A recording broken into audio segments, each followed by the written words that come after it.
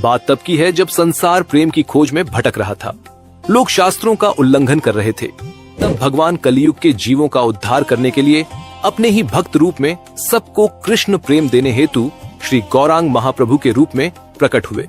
सन 1486 में चंद्र ग्रहण के पावन समय नवद्वीप में श्री चैतन्य महाप्रभु का प्राकट्य हुआ।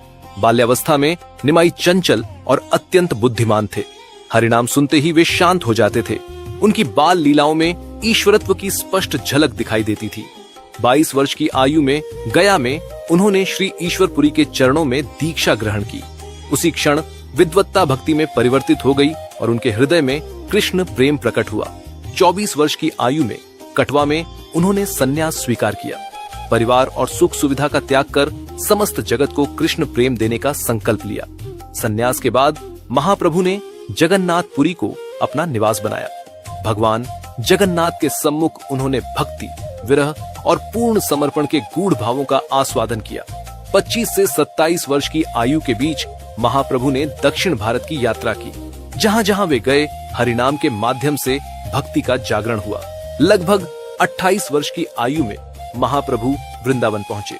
श्रीमती राधा रानी के भाव में निमग्न होकर उन्होंने कृष्ण प्रेम की सर्वोच्च अवस्था को प्रकट किया।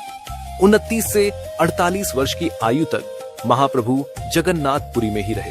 गंभीर में एकांतवास करते हुए उन्होंने कृष्ण विरह की अत्यंत गहन लीलाएं प्रकट की। अपनी अंतिम लीलाओं में परंपरा के अनुसार श्री चैतन्य महाप्रभु टोता गोपीनाथ के विग्रह में विलीन हो गए। जाने से पहले महाप्रभु ने संसार को अपना सार दिया। शिक्षाष्टकम भक्ति की 8 अमूल्य शिक्षाएं, विनम्रता, सहनशीलता, निष्काम प्रेम और निरंतर हरिनाम, इनका पालन करने वाला भगवान की उपस्थिति को अनुभव कर सकता है। इस पावन गौड़ पूर्णिमा पर हमें उनसे प्रार्थना करनी चाहिए।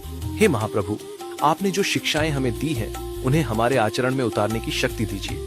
हमारे हृदय में शुद्ध प्रेम जागृत कीजिए।